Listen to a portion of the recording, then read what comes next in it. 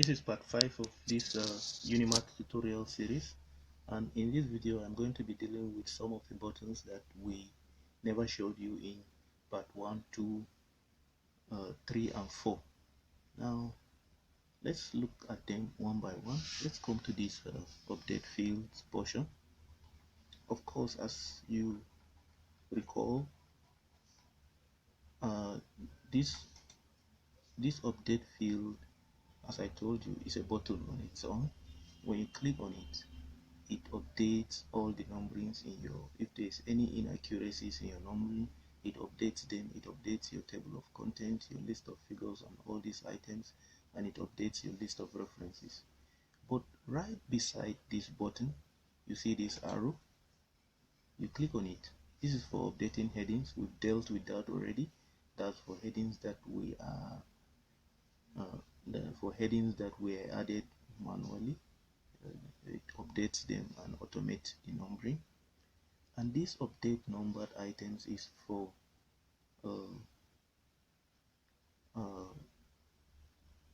what do you call them now? Figures, tables, and plates that were added manually already and were captioned manually.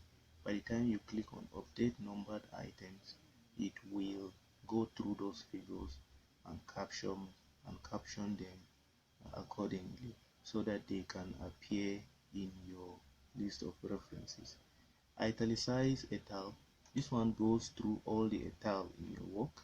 That's talking about your citations that have etal, and ensure that it has turned all of them to italics. And then the next button here is remove/add lines. Let's go up here and see how to use this button. Remove/add lines.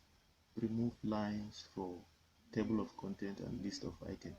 For instance, this table of content here, let's use this as an example.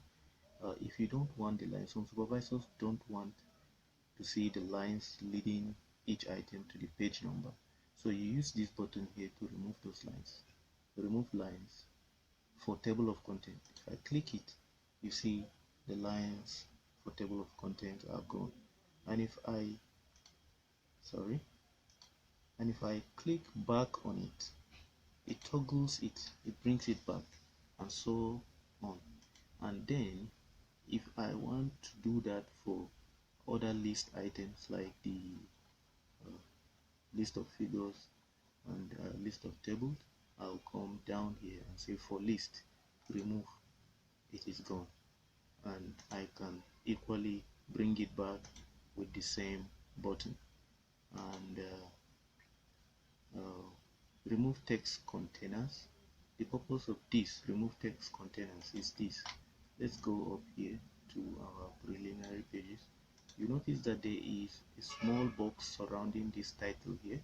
Now sometimes your title might carry italics, words that are italicized, like the name of botanical name of plants or biological name of animals.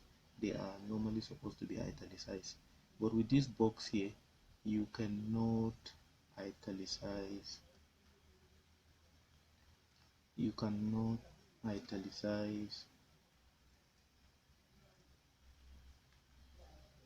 an item successfully.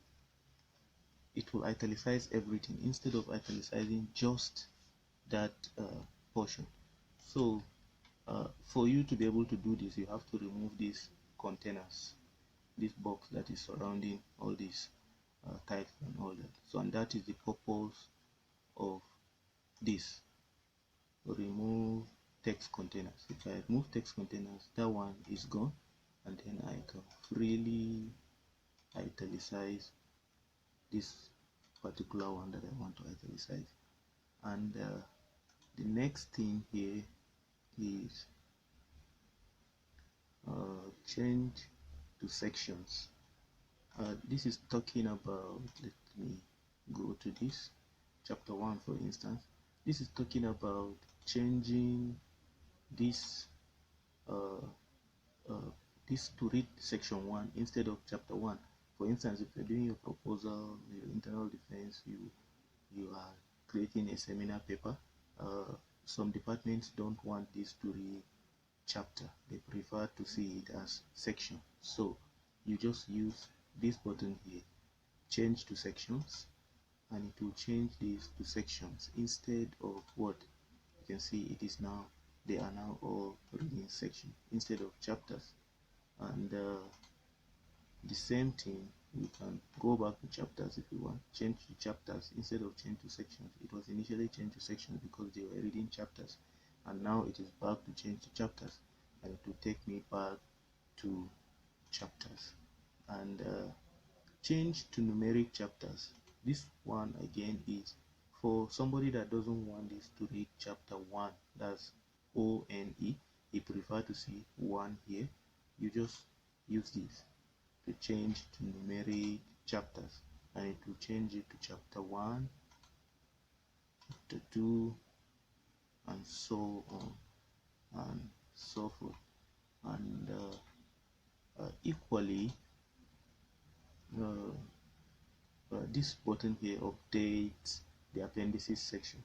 If you've added new appendices and put the headings of the appendix manually instead of allowing Abomat to generate it for you, by the time you click on this button here that says update appendices section, it will go through to ensure that it has updated the heading of your appendix, title of your appendix, so that it appears where now, so that it appears automatically on your list of appendices. Now another thing again is this guy here that says apply spacing. This is what you finally use to make your work, to turn your work into double line spacing or 1.5 line spacing, as the case may be. And this is also usually a cumbersome thing to do, but with this it will just do the housekeeping for you and ensure that it changes everything accurately. By the time I click double line spacing, it will simply update whatever we have to double line spacing. You can see that it has left these ones, it doesn't touch this because they are not supposed to be double line spacing. And if you have your abstract here, it won't touch your abstract, it will leave it as it is. And then when you come down to the main work, chapter 1, you see we are now in double line spacing format. Okay, let me return this back to change to word chapters instead of numeric chapters. Now this one, change it back to word chapters. Okay, and that is that. And with this organize / format body, you can organize the body of each paragraph if you want each paragraph to have an indentation on the first line. By the time I use this button now to say with first line indentation, it will go through each paragraph of the work and ensure that it has added all the first line indentation. You can see we are good to go, and all successfully organized, and all quotations in the work will be adjusted if they are over 50 weights. They will be adjusted to the indentation that is required by the ABU reporting guideline. And then I can take this back, no first line indent, it will go through it and take our first line indentation out of the paragraphs. And there we go, we're good to go. So that is that. And last but not the least is this rework headings. This button here that says rework headings. Normally every of your heading is supposed to have a particular format, whether it is title case, whether it is sentence case, whether it is italicized, and all that. With these rework headings here, uh, the software will go through your work and check all the headings and ensure that it gives them the right capitalization. That's the capital lettering format that is required of that particular heading level. If it is level 1, it is supposed to be title case. If it is level